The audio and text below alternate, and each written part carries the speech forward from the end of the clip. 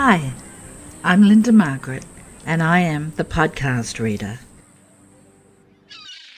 Armed with a bar of iron, a box of matches, and some camphor, the time traveller is intent on travelling back to the White Sphinx and attempting to retrieve the time machine. This would require one night of sleeping outdoors, as it did on his arrival to the Palace of Green Porcelain. But now he feels armed and prepared for the next challenge. Today we will be reading Chapter 12, In the Darkness. We emerged from the palace while the sun was still in part above the horizon. I was determined to reach the White Sphinx early the next morning, and ere the dusk I purposed pushing through the woods that had stopped me on the previous journey. My plan was to go as far as possible that night, and then, building a fire, to sleep in the protection of its glare. Accordingly, as we went along, I gathered any sticks or dry grass I saw, and presently had my arms full of such litter. Thus loaded, our progress was slower than I had anticipated, and besides, Weena was tired, and I also began to suffer from sleepiness too, so that it was full night before we reached the wood. Upon the shrubby hill of its edge, Weena would have stopped, fearing the darkness before us, but a singular sense of impending calamity, that should indeed have served me as a warning, drove me onward. I had been without sleep for a night and 2 days, and I was feverish and irritable. I felt sleep coming upon me, and the Morlocks with it. While we hesitated, among the black bushes behind us, and dim against their blackness, I saw 3 crouching figures. There was scrub and long grass all about us, and I did not feel safe from their insidious approach. The forest, I calculated, was rather less than a mile across. If we could get through it to the bare hillside, there, as it seemed to me, was an altogether safer resting place. I thought that with my matches and my camphor I could contrive to keep my path illuminated through the woods. Yet it was evident that if I was to flourish matches with my hands, I should have to abandon my firewood, so rather reluctantly I put it down.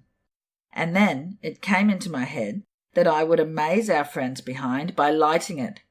I was to discover the atrocious folly of this proceeding, but it came to my mind as an ingenious move for covering our retreat. I don't know if you have ever thought what a rare thing flame must be in the absence of man and in a temperate climate. The sun's heat is rarely strong enough to burn, even when it is focused by dewdrops, as is sometimes the case in more tropical districts. Lightning may blast and blacken, but it rarely gives rise to widespread fire. Decaying vegetation may occasionally smoulder with the heat of its fermentation, but this rarely results in flame. In this decadence, too, the art of fire-making had been forgotten on the earth. The red tongues that went licking up my heap of wood were an altogether new and strange thing to Weena. She wanted to run to it and play with it. I believe she would have cast herself into it had I not restrained her, but I caught her up, and in spite of her struggles plunged boldly before me into the wood. For a little way the glare of my fire lit the path. Looking back presently, I could see, through the crowded stems, that from my heap of sticks the blaze had spread to some bushes adjacent, and a curved line of fire was creeping up the grass of the hill. I laughed at that, and turned again to the dark trees before me. It was very black, and Weena clung to me convulsively, but there was still, as my eyes grew accustomed to the darkness, sufficient light for me to avoid the stems. Overhead it was simply black, except where a gap of remote blue sky shone down upon us here and there. I lit none of my matches, because I had no hand free. Upon my left arm I carried my little one. In my right hand I had my iron bar. For some way I heard nothing but the crackling twigs under my feet, the faint rustle of the breeze above, and my own breathing and the throb of the blood vessels in my ears. Then I seemed to know of a pattering behind me. I pushed on grimly. The pattering grew more distinct, and then I caught the same queer sound and voices I had heard in the underworld. There were evidently several of the Morlocks, and they were closing in upon me. Indeed, in another minute I felt a tug at my coat, then something at my arm, and Weena shivered violently and became quite still. It was time for a match, but to get one I must put her down.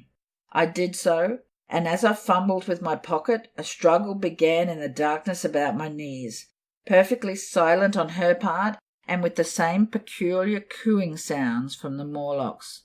Soft little hands, too, were creeping over my coat and back, touching even my neck. Then the match scratched and fizzed. I held it flaring, and saw the white backs of the Morlocks in flight amid the trees. I hastily took a lump of camphor from my pocket, and pressed to light it as soon as the match should wane. Then I looked at Weena. She was lying clutching my feet and quite motionless, with her face to the ground. With a sudden fright I stooped to her. She seemed scarcely to breathe. I lit the block of camphor and flung it to the ground, and as it split and flared up and drove back the Morlocks and the shadows, I knelt down and lifted her. The wood behind seemed full of the stir and murmur of a great company. She seemed to have fainted. I put her carefully upon my shoulder and rose to push on, and then there came a horrible realization. In manoeuvring with my matches and Weena, I had turned myself about several times, and now I had not the faintest idea in what direction lay my path. For all I knew, I might be facing back towards the palace of green porcelain. I found myself in a cold sweat. I had to think rapidly what to do. I determined to build a fire and encamp where we were. I put Weena, still motionless, down upon a turfy bowl, and very hastily, as my first lump of camphor waned, I began collecting sticks and leaves. Here and there out of the darkness round me the Morlock's eyes shone like carbuncles. The camphor flickered and went out. I lit a match, and as I did so, two white forms that had been approaching Weena dashed hastily away. One was so blinded by the light that he came straight for me, and I felt his bones grind under the blow of my fist. He gave a whoop of dismay, staggered a little way, and fell down. I lit another piece of camphor, and went on gathering my bonfire. Presently I noticed how dry was some of the foliage above me, for since my arrival on the time machine, a matter of a week, no rain had fallen. So instead of casting about among the trees for fallen twigs, I began leaping up and dragging down branches. Very soon I had a choking, smoky fire of green wood and dry sticks, and could economize my camphor. Then I turned to where Weena lay, beside my iron mace. I tried what I could to revive her, but she lay like one dead. I could not even satisfy myself whether or not she breathed. Now, the smoke of the fire beat over towards me, and it must have made me heavy of a sudden. Moreover, the vapour of camphor was in the air. My fire would not need replenishing for an hour or so. I felt very weary after my exertion, and sat down. The wood, too, was full of a slumberous murmur that I did not understand. I seemed just to nod, and open my eyes. But all was dark, and the Morlocks had their hands upon me. Flinging off their clinging fingers, I hastily felt in my pocket for the matchbox, and it had gone. Then they gripped and closed with me again. In a moment I knew what had happened. I had slept, and my fire had gone out, and the bitterness of death came over my soul. The forest seemed full of the smell of burning wood. I was caught by the neck, by the hair, by the arms, and pulled down. It was indescribably horrible in the darkness to feel all these soft creatures heaped upon me. I felt as if I was in a monstrous spider's web. I was overpowered and went down. I felt little teeth nipping at my neck. I rolled over, and as I did so, my hand came against my iron lever. It gave me strength. I struggled up, shaking the human rats from me, and holding the bar short, I thrust where I judged their faces might be. I could feel the succulent giving of flesh and bone under my blows, and for a moment I was free. The strange exultation that so often seems to accompany hard fighting came upon me. I knew that both I and Weena were lost, but I determined to make the Morlocks pay for their meat. I stood with my back to a tree, swinging the iron bar before me. The whole wood was full of the stir and cries of them. A minute passed. Their voices seemed to rise to a higher pitch of excitement, and their movements grew faster. Yet none came within reach. I stood glaring at the blackness. Then suddenly came hope. What if the Morlocks were afraid? And close on the heels of that came a strange thing. The darkness seemed to grow luminous. Very dimly I began to see the Morlocks about me, 3 battered at my feet, and then I recognized with incredulous surprise that the others were running, in an incessant stream as it seemed, from behind me and away through the wood in front, and their backs seemed no longer white but reddish. As I stood agape, I saw a little red spark go drifting across a gap of starlight between the branches and vanish, and at that I understood the smell of burning wood, the slumberous murmur that was growing now into a gusty roar, the red glow, and the Morlock's flight. Stepping out from beneath my tree and looking back, I saw through the black pillars of the nearer trees the flame of the burning forest.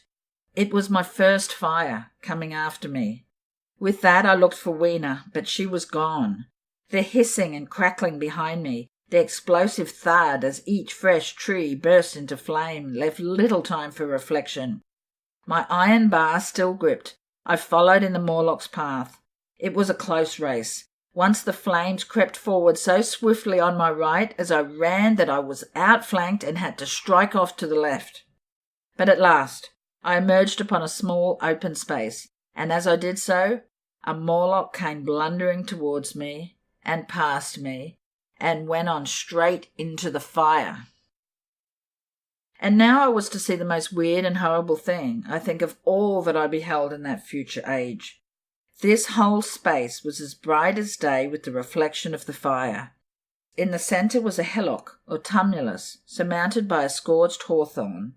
Beyond this was another arm of the burning forest, with yellow tongues already writhing from it, completely encircling the space with a fence of fire. Upon the hillside were some 30 or 40 Morlocks, dazzled by the light and heat and blundering hither and thither against each other in their bewilderment. At first I did not realize their blindness, and struck furiously at them with my bar, in a frenzy of fear as they approached me, killing one and crippling several more. But when I had watched the gestures of one of them groping under the hawthorn against the red sky, and heard their moans, I was assured of their absolute helplessness and misery in the glare, and I struck no more of them. Yet every now and then one would come straight towards me, setting loose a quivering horror that made me quick to elude him. At one time the flames died down somewhat, and I feared the foul creatures would presently be able to see me. I was thinking of beginning the fight by killing some of them before this should happen, but the fire burst out again brightly, and I stayed my hand. I walked about the hill among them and avoided them, looking for some trace of Weena. But Weena was gone. At last I sat down on the summit of the hillock and watched this strange, incredible company of blind things groping to and fro, and making uncanny noises to each other as the glare of the fire beat on them. The coiling uprush of smoke streamed across the sky, and through the rare tatters of that red canopy, remote as though they belonged to another universe, shone the little stars. 2 or 3 Morlocks came blundering into me, and I drove them off with blows of my fists, trembling as I did so. For the most part of that night I was persuaded it was a nightmare. I bit myself and screamed in a passionate desire to awake. I beat the ground with my hands and got up and sat down again, and wandered here and there and again sat down. Then I would fall to rubbing my eyes and calling upon God to let me awake. Thrice I saw Morlocks put their heads down in a kind of agony and rush into the flames. But at last, above the subsiding red of the fire, above the streaming masses of black smoke and the whitening and blackening tree stumps, and the diminishing numbers of these dim creatures, came the white light of the day. I searched again for traces of Weena, but there were none. It was plain that they had left her poor little body in the forest. I cannot describe how it relieved me to think that it had escaped the awful fate to which it seemed destined. As I thought of that, I was almost moved to begin a massacre of the helpless abominations about me, but I contained myself. The hillock, as I have said, was a kind of island in the forest. From its summit I could now make out through a haze of smoke the palace of green porcelain, and from that I could get my bearings for the White Sphinx.